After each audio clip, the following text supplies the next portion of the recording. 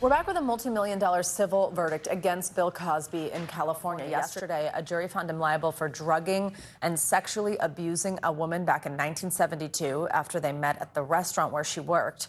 The plaintiff's attorney said she was awarded more than $59 million in total damages. A former rep for Cosby claims the verdict sets a dangerous precedent which allows for decades-old allegations, quote, without evidence to have merit.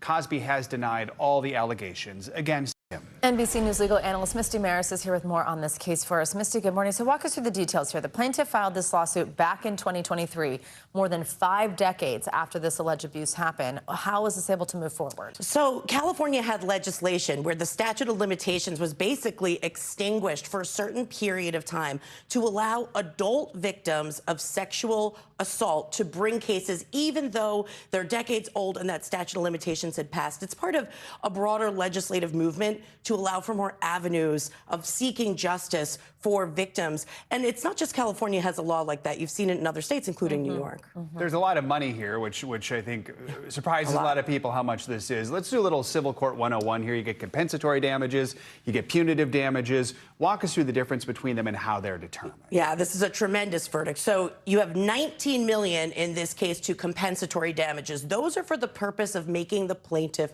whole. They seek to provide basically accountability for what emotional distress this particular plaintiff has suffered for the 50 years relating to this incident. Then you have punitive damages. Those are making a point, making a statement, punishment. So those don't relate directly to what the plaintiff alleged she suffered, but they relate to making this broader point of this type of conduct is not acceptable and to punish. We call these nuclear verdicts, that they're, those numbers are so high. Dozens of women have publicly accused Cosby of sexual misconduct. He was actually convicted of 3 felony accounts of aggravated indecent assault. That was in Pennsylvania back in 2018, and he did serve some jail time there. But then that conviction was overturned in 2021.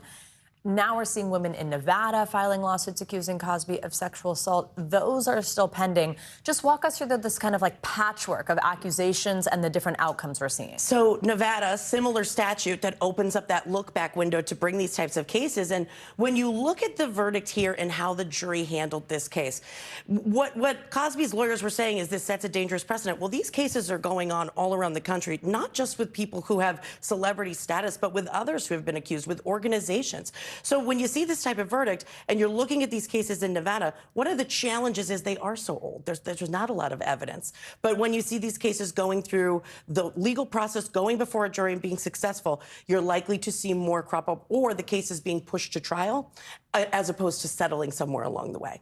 Misty Marris, thank you so much. Thank you.